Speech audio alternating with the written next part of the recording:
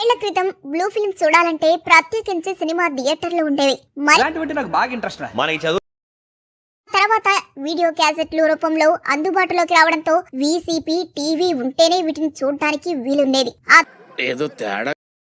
తర్వాత క్రమంగా కంప్యూటర్లు, ల్యాప్టాప్ల వాడకం పెరిగిన తర్వాత నెట్ కేఫ్లతో పాటు ఇళ్లలో కూడా బ్లూ ఫిల్మ్స్ చుట్టం మొదలు పెట్టేశారు.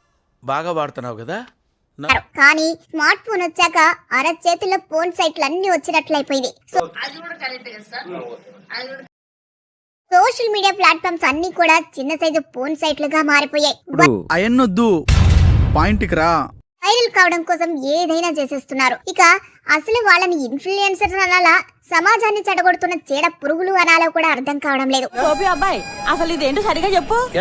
బూత్ వీడియోలను కూడా పోస్ట్ చేస్తున్న వీరిని చెప్పు తీసుకొని వాయించినా తప్పేం కాదు.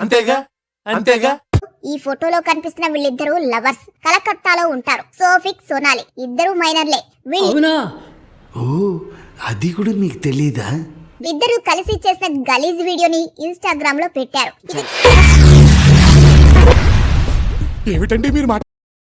ఈ ప్రైవేట్ వీడియో ఇప్పుడు సోషల్ మీడియాలో వైరల్ అయిపోయింది. చూసాను.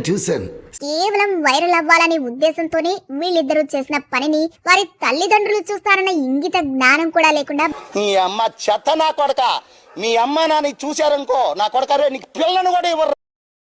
బరి తెగించేశారు. 4 గోడల మధ్య వాళ్ళిద్దరూ బూతు వీడియోలు రికార్డ్ చేసి బయటికి సోషల్ మీడియాలో వదిలేస్తున్నారు.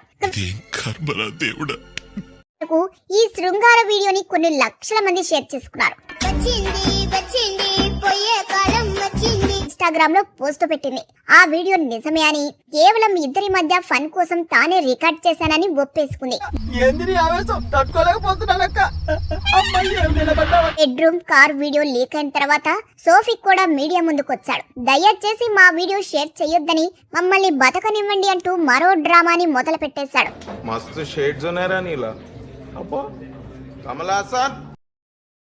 ఇక వీరి ఫోన్లను హ్యాక్ చేసి వీరిని డబ్బుల కోసం బెదిరించి ఆ వీడియోని లీక్ చేశారని చెప్పి నమ్మేలా ఉండాలి.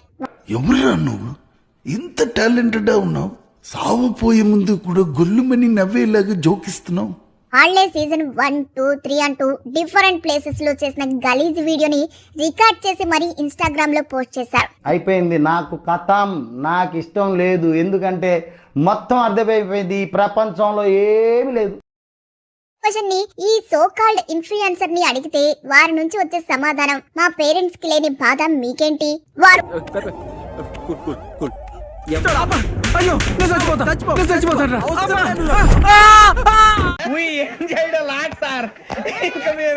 తీసుకుంటాం సార్.